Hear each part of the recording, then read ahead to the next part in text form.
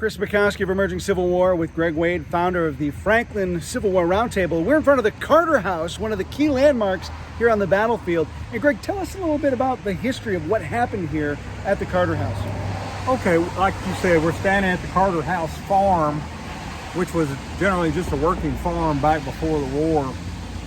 One of the Carters, Todd Carter, actually came back, wound up back here the day of the battle, lost his life about 300 feet that direction. Wow.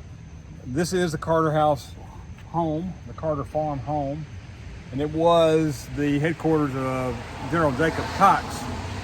As you know, nobody expected the Confederates to attack. They were basically just trying to have a rear guard so they could get out of town and head to Nashville. There had been earthworks that had been built here prior to this battle for other fights, and the Federals fell into the earthworks, which ran right behind the fence here and went west several hundred yards, and then went across the Franklin Pike and went east several hundred yards.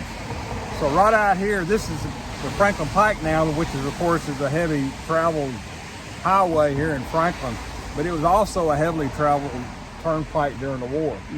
All the way from Nashville to the Alabama line. This road was heavily traveled.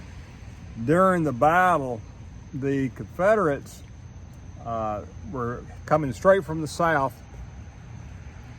The Federals, for a reason that nobody really completely understands, had put a forward advance line under Wagner half a mile down the road. Well, nobody bothered to tell them to fall back. When the Confederates came up to them, they went into a panic and they fled back to this area right here. Well, the Federal lines were not able to fire upon the Confederates because they had hit their own men. What resulted was a break in the Federal line right here. Nearly won the Confederates the battle here.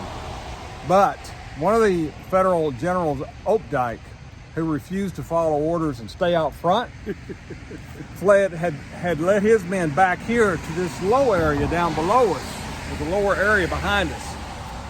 Well, when he realized that the line had been broken, he brought his regiment up, his brigade up, and they plugged the hole. That's how close this thing was. It's actually very remarkable when you think that the Confederates charged over a 2-mile open pasture, basically. Got to this point, we're still able to break the lines. It's pretty remarkable. This battle had more casualties and a much longer charge than the more famous Pickett's Charge. And of course, we're not downplaying that at all. But the other thing that people don't realize is there were more casualties here than there were for the U.S. during D-Day. Wow, that is a stunning. It is stunning idea. In 5 hours. Yeah, and most of them were concentrated kind of in the first couple hours, weren't they? Yeah, the battle started at 4 o'clock, November 30th, 1864. So it was starting to get dark already. Yeah. So they started at 4 o'clock because they had marched from Spring Hill, which is 25 miles south. They had marched and literally went into battle deployment line. And there were, depending on who you ask, numerous charges even after dark. And the stories are about how hellish it was with gunfire going off and people in the dark screaming and not being able to see. Hand-to-hand combat, which is what you had right around here, was hand-to-hand.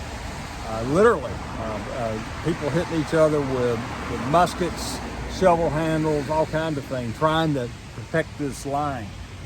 So you're standing literally where some of the most intense fighting in American history took place. And we're kind of on a piece of high ground here. As you said, it falls off behind us there. So that makes it a strategic spot that the Federals really have to hold. And that's why it's known as Carter Hill. Yeah. You're exactly right.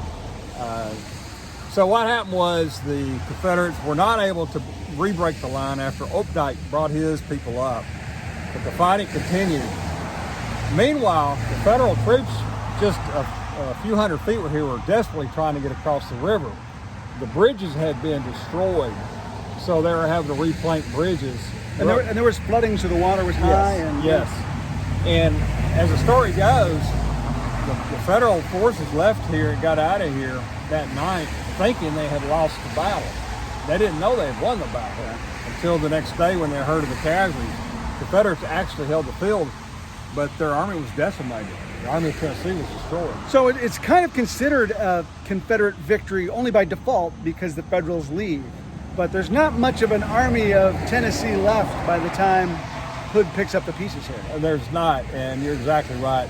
If you judge victory based on who held the ground, well, yeah, the Confederates won the battle, but they really didn't. The army was gutted. They lost Claiborne, Straw, Gist, Granberry, Adams. Numerous other high-ranking generals were killed here. More generals than any battle in American history were lost here. So by the time they got out and pursued the Federals into the outskirts of Nashville, an army that was pretty healthy with 25,000 troops got to Nashville with probably 13,000, 14,000, and most of their senior commanders gone. That's an undersized corps, not an army. Right, Yeah. right. So let me back up to just a second. When we talked about Jacob Cox making his headquarters here, and here he thought he was going to be well behind the line. Where's John Schofield? You'd think as the Army commander, he'd actually kind of be closer to the action, but he actually makes his headquarters up near Fort Granger, close to the river. Tell us about that. Yeah, his headquarters still stands. It's a house today that's still up there, a private home, near Fort Granger. Schofield was in the area, and he, from all accounts that I can gather, he was doing what he's supposed to be doing, but he was doing it from Fort Granger. He was directing the battle. There's always been a lot of controversy among Cox, Schofield, Stanley, and others about who really should get the credit for this battle. And Opdyke jumps in there too. Right? David Stanley had received the Medal of Honor previously before coming here. But many people say that Jacob Cox's effort is what really saved the day. We're going to take a look around more of the battlefield. We're with Greg Wade, who has helped save so much of this and lead some of the efforts to preserve and reclaim this battlefield. So what a treat to be out here to see some of his handiwork. I know you've told me several times it's been a huge community effort. So I don't want to shortchange the great work so many people have been doing here. But what a treat it is to be out here with a guy who's really helped lead this charge. So Chris Mackowski, Greg Wade for Emerging Civil War. We'll see you here in a few minutes.